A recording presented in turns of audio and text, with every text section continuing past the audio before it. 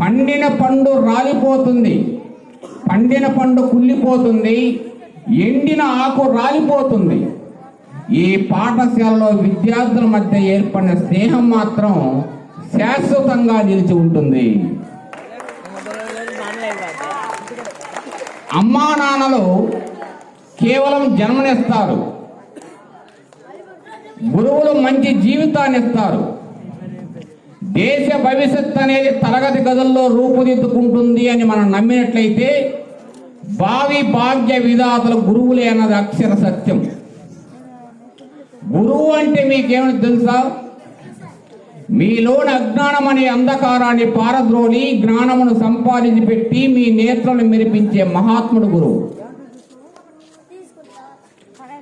తల్లిదండ్రులు రక్త మాంసంతో కూడిన బిడ్డకు జన్మనిస్తే ఆ రక్త మాంసాలను తుడిచివేసి సమాజంలో ఒక శక్తిమంతుడుగా చేసే వ్యక్తి గురువు. ఒక లాయర్ న్యాయాన్ని కాపాడుతాడు, ఒక డాక్టర్ ప్రాణాన్ని కాపాడుతాడు, ఒక రాజకీయ నాయకుడు సమాజాన్ని కాపాడుతాడు. కానీ విద్యార్థి సర్వాన్ని కాపాడగలడు. ఆ విద్యార్థికి ఆ శక్తి ఇచ్చేది ఎవరంటే గురువే. మీ చేతిలో ఉన్న డబ్బులు పోయాయనుకోండి, ఏమీ పోయినట్టు కాదు, తిరిగి సంపాదించుకోవచ్చు. మీ ఆరోగ్యం చెడిపోయింది అనుకోండి, కొంత పోయినట్టు తిరిగి బాగు చేసుకోవచ్చు. మీ యొక్క ప్రవర్తన చెడిపోయింది అనుకోండి, అంతా పోయినట్టే. ఆ ప్రవర్తన నేర్పించేటువంటి వ్యక్తి ఎవరంటే గురువు. పేరెంట్ అంటే మీకు తెలుసా?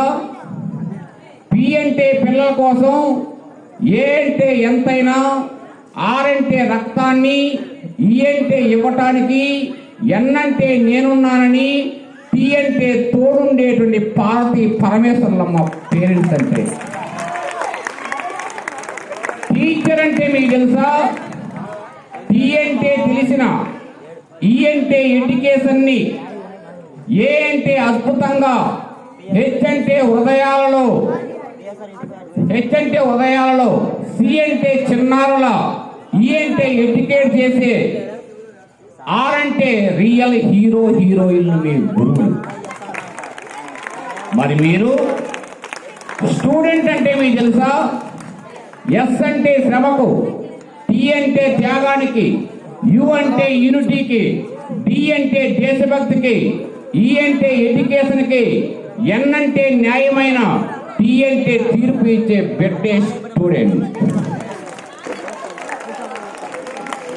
7 అడుగులు నడిస్తే సంసారం అన్నారు. ఇప్పటి నుంచి మీరు 7 ఏళ్ళు కష్టపడితే గొప్ప భవిష్యత్తు. మీరు ఎలాంటి వాళ్ళు అంటే గురువు గారు చెప్పిన పాఠాన్ని యథాతథంగా గ్రహించి అద్భుతంగా మననం చేసుకొని చక్కగా పబ్లిక్ పరీక్షల్లో రాసి ర్యాంకులు సాధించగలుగుతున్నారే కానీ ఆ పాఠాన్ని ఎక్స్పోజ్ చేసే దగ్గర నువ్వు ఫెయిలు. ఆ పాఠాన్ని చెప్పే చోట నువ్వు అవుతున్నావు ఫెయిలు. నేర్చుకున్నది బోధన చేయటమే స్టైలు.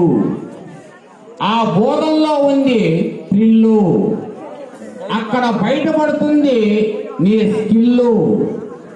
అందుకే అయిపోతున్నావు డల్లు.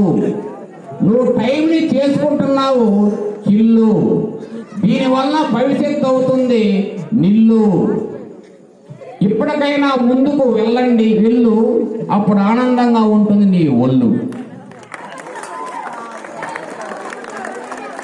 Silent please. కనిగిరిలో ఉండే పాఠశాల విద్యార్థులు రాష్ట్ర స్థాయిలో ర్యాంకులు సాధిస్తున్నారు అంటే అది కనిగిరి పిల్లలు వేసినటువంటి భిక్ష. మరి ఆ బిడ్డలకి మీరు ఏం చేస్తున్నారే శిక్ష? మాకెప్పుడూ బిడ్డల మీద ఉండదు కక్ష.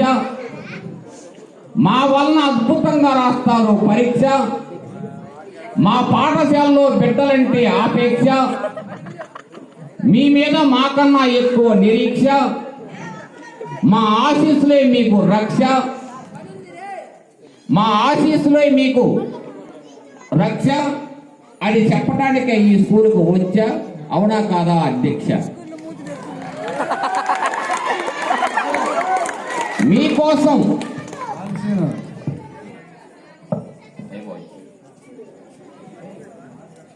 మీకోసం మీ పాఠశాల టీచర్లు పడే పరితపన, ఆ విధంగా ఉండాలి ఆరాధన, అర్థం చేసుకో తల్లిదండ్రుల ఆవేదన, అద్భుతంగా ఉండాలి బోధన, కొత్త కొత్త పాఠాలు చేయాలి శోధన, బిడ్డలలో ఉంది పరిశోధన, మీ మాటే పవిత్రమైన తల్లి లాలన, ఇది నా ఆలాపన, పిల్లలదే రేపటి దేశ పరిపాలన, మనమే ఉంటాం ఒక మూలన.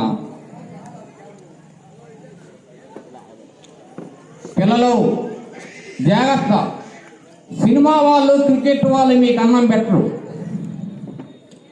పాఠశాలలో బెంచీల పైన ఎవరైనా అయ్యవార్ల పేరు రాశారని ఎత్తుక్కుంటే సినిమా వాళ్ళ పేర్లు క్రికెటర్ల పేర్లు రాస్తారు. మీరు మేమేం చేశాం పాపం, ఏముంది మాలో లోపం, మేము వెలిగిస్తున్నాం దీపం, అయ్యవాళ్ళకి ఎందుకు ఆ శాపం, అయ్యవాళ్ళు ఏదైనా అడిగితే ఎందుకు కోపం, మీ భవిష్యత్తుకు మేము ఇస్తున్నాం రూపం, మేము వెలిగిస్తాం విజయాల దీపం, దీనిని చెబితే అది కూడా కోపం. లాస్ట్ వన్, తాజ్ మహల్ సౌందర్యం కన్నా, గులాబీ అందం కన్నా, సంపంగి సువాసన కన్నా, మల్లెపువ్వు తెల్లదనం కన్నా మీరు ఈరోజు ఏర్పాటు చేసిన ఫేర్వెల్ డే వేదికే మిన్న.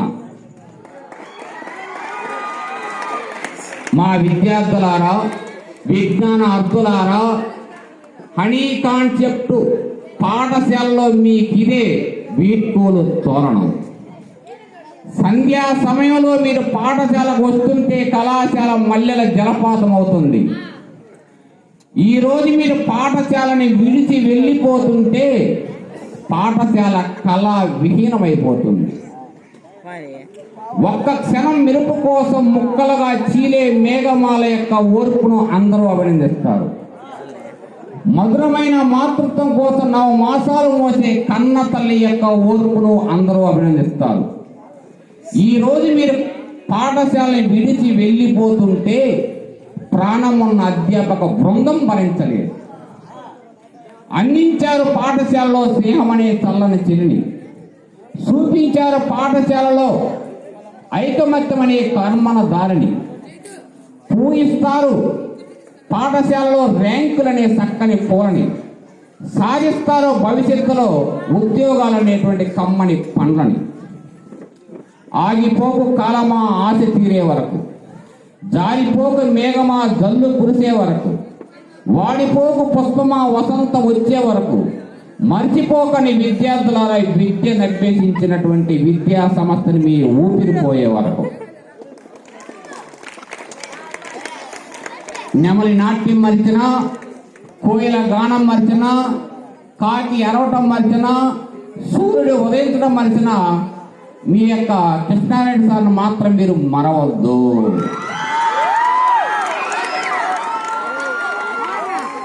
ఆకాశంలో ఎగిరే పక్షి